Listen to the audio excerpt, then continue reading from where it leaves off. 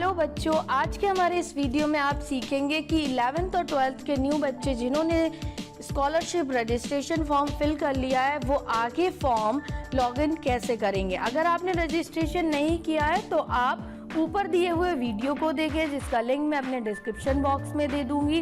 तो चलिए अब हम फॉर्म लॉगिन करते हैं। सबसे पहले हम अपने वेब ब्राउज़र में जाएंगे, वहाँ पर टाइप करेंगे scholarship.up.gov.in और फिर सर्च कर देंगे। सर्च करने के बाद कभी कभी बच्चों इस तरीके से पेज आ जाता है, इसमें आप एडवांस पर टच करेंगे, उसके बाद प्रोसीड टू स्कॉलरशिप पर टच करेंगे। उसके बाद इस तरीके से पेज आ जाएगा, इसे क्रॉस बटन से हटा देंगे। फिर ब्लैक लाइन पर जो 3 लाइंस वाला बटन है उस पर टच करेंगे, उसके बाद स्टूडेंट पर टच करेंगे, उसके बाद ब्लैक लाइन पर ऑप्शन है फ्रेश लॉगिन, उस पर थोड़ी देर टच करके रखे रहेंगे, तब ये आ जाएगा ऊपर से। इसको कहीं और टच करके हटा देंगे। उसके बाद ये ऑप्शन खुल के आ गए, इसमें से आप सेकंड ऑप्शन जो है इंटरमीडिएट स्टूडेंट लॉगिन उस पर टच करेंगे।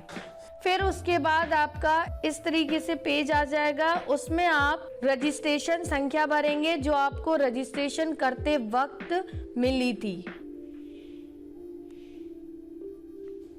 उसके बाद यहाँ पर आप जन्म तिथि भरेंगे,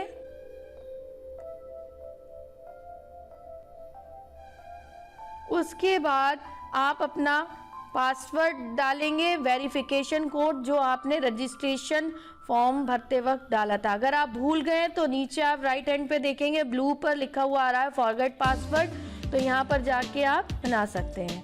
उसके बाद कैप्चा में दिया गया कोड यहाँ पर टाइप करेंगे, फिर सबमिट बटन पर जाके सबमिट कर देंगे। अब जैसे आप सबमिट करेंगे तो आप देख रहे हैं हमारे 2 चरण पूरे हो गए हैं। एक रजिस्ट्रेशन करें, रजिस्ट्रेशन स्लिप प्रिंट करें 2। अब हम थर्ड वाले स्टेप पर चलेंगे, छात्रवृत्ति हेतु आवेदन पत्र भरें। थर्ड वाले स्टेप पर हम टच करेंगे। जब हमने टच किया तो इस प्रकार से आपका फॉर्म खुल के आ जाएगा।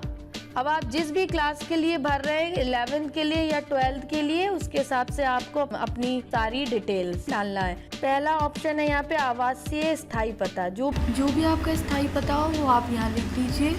पता लिखते वक्त ध्यान रहे कि आपका पता यहाँ पर 2 खाने दिए गए, दोनों खानों में आना चाहिए। ये दूसरा ऑप्शन है पत्र व्यवहार का पता। अगर अस्थायी पता और पत्र व्यवहार का पता सेम है तो पत्र व्यवहार के पते के पास एक छोटा सा बॉक्स है, उस पर टिक कर दीजिए, और अगर अलग है तो आप लिख दीजिए। फिर नेक्स्ट आता है हाई स्कूल का प्राप्तांक, जो आपको हाई स्कूल में प्राप्त हुए हैं मार्क्स, वो आपको यहाँ पर एंटर करने हैं। उसके बाद 4th ऑप्शन है हाई स्कूल का पूर्णांक, को जितने में से मार्क्स मिले हैं हाई स्कूल में वो आपको यहाँ पर लिखने हैं। उसके बाद आता है पाठ्यक्रम का नाम। आप जिस भी क्लास के लिए फॉर्म फिल कर रहे हैं, 11th के लिए तो 11th यहाँ से सिलेक्ट कर लीजिए, 12th के लिए तो 12th। उसके बाद छठा ऑप्शन आता है पाठ्यक्रम के वर्तमान सत्र में प्रवेश तिथि। जैसे कि मैंने 11th के लिए फॉर्म फिल किया है, तो जैसे हाई स्कूल का जो है रिजल्ट आया तो उसके बाद जब आप 11th में गए तो वाली डेट आपको यहाँ पे फिल करनी है।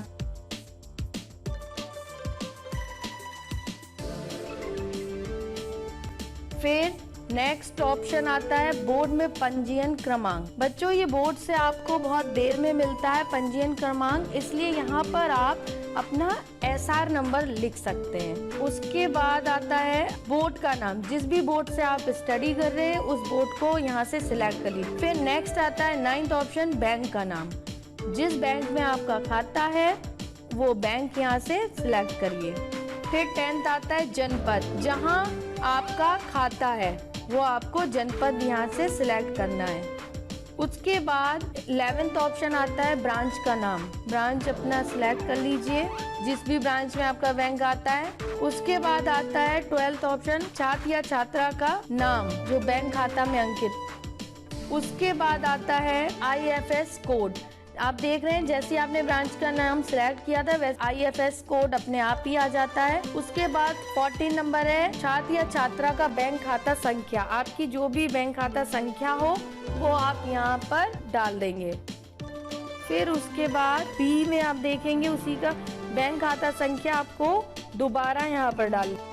15th ऑप्शन है आवासीय या दिवाचार। आप हॉस्टलर हैं या डे स्कॉलर है। डे स्कॉलर है तो यहाँ सर्किल पर टच करना है, वो ब्लू हो जाएगा। फिर 16th है अनुमोदित वार्षिक नॉन रिफंडेबल अनिवार्य शुल्क। यहाँ पर आपको जो भी आपका फीस का शुल्क हो वो लिख दीजिए। फिर आता है 17 ऑप्शन दिव्यांगता प्रकार यदि विकलांग हो, तो यदि विकलांग है तो यहाँ से सिलेक्ट कर लीजिए, अदरवाइज। फिर आता है 18वां ऑप्शन दिव्यांगता भत्ता रुपए में। अगर कोई दिव्यांग है तो आपका जो भी भत्ता है वो यहाँ पे रुपए में लिखना है। फिर 19 ऑप्शन है गत वर्ष में प्राप्त छात्रवृत्ति की धनराशि। अगर आपको गत वर्ष में कोई छात्रवृत्ति मिली है अगर, तो उसकी धनराशि यहाँ पर आपको लिखनी है। फिर उसी का खा देखिए शुल्क रुपए में, को शुल्क रुपए में ये बताना है कितनी आपकी फीस लगी थी। उसके बाद आता है 20वां ऑप्शन गत वर्ष की कक्षा, पिछले साल की जो आपकी कक्षा थी।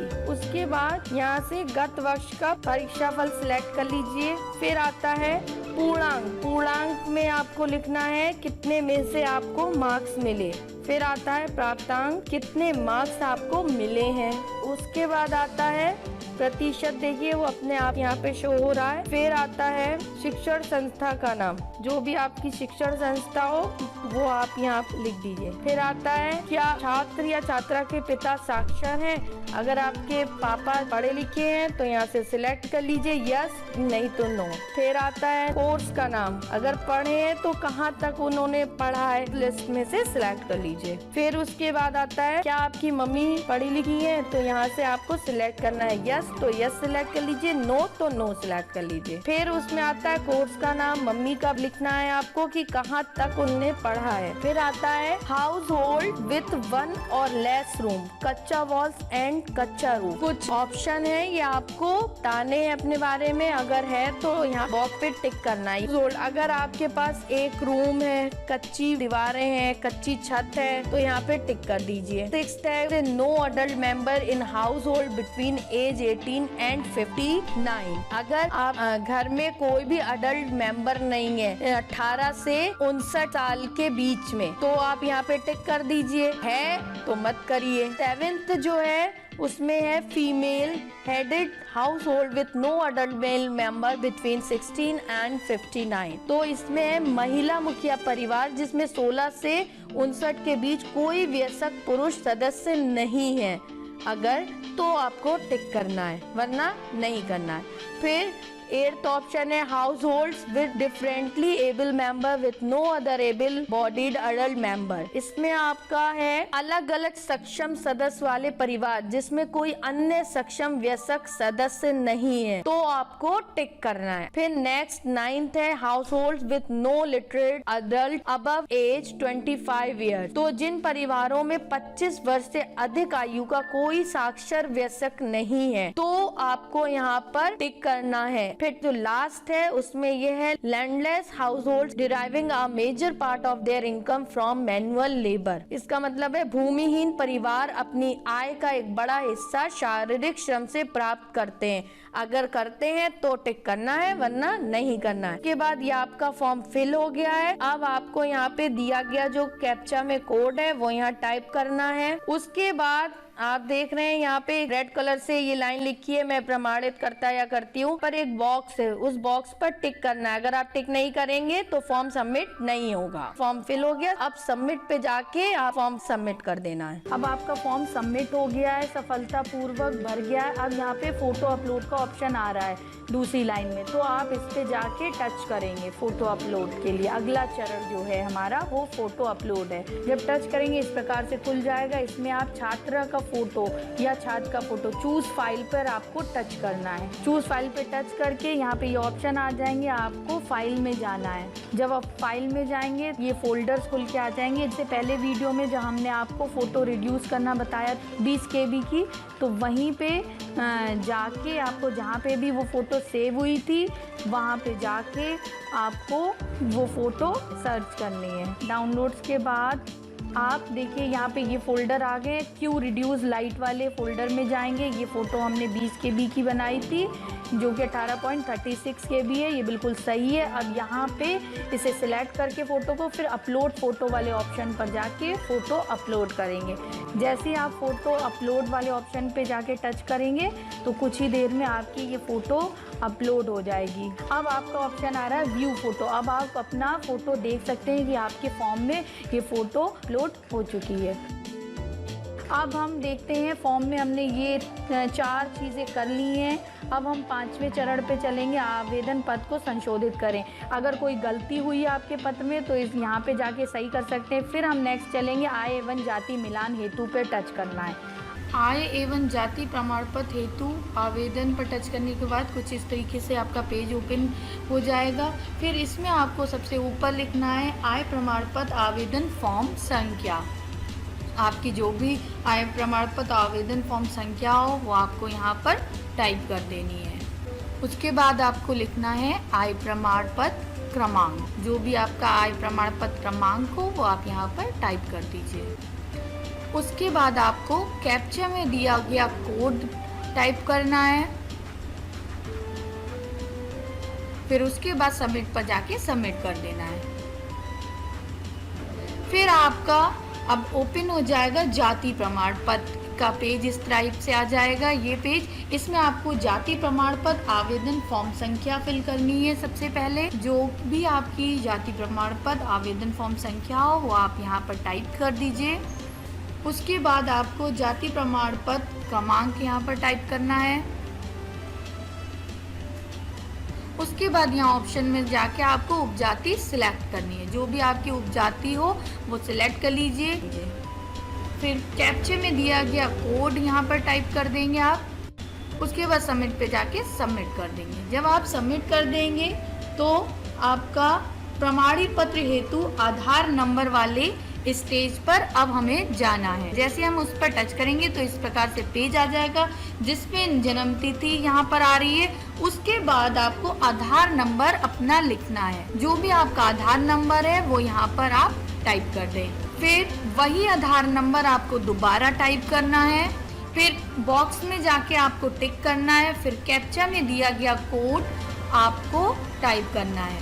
उसके बाद वेरीफाई आधार पर टच कर देना है। ये इसलिए नहीं हो रहा है, मैंने एग्जाम्पल के तौर पर ये आधार नंबर आपको ऐसे ही दिखाया है डाल के, लेकिन आप जब अपना सही आधार नंबर यहाँ पर टाइप करेंगे तो ये वेरीफाई आधार हो जाएगा। जब आपका वेरीफाई आधार हो जाएगा एक OTP आपके मोबाइल पर आ जाएगा। फिर आप इस बटन से होम पर जाएंगे तो उसके बाद आप देखेंगे इतनी स्टेजेस हमने पूरी कवर कर ली हैं। फिर नेक्स्ट स्टेज आपकी आएगी जांच हेतु आवेदन प्रिंट करें।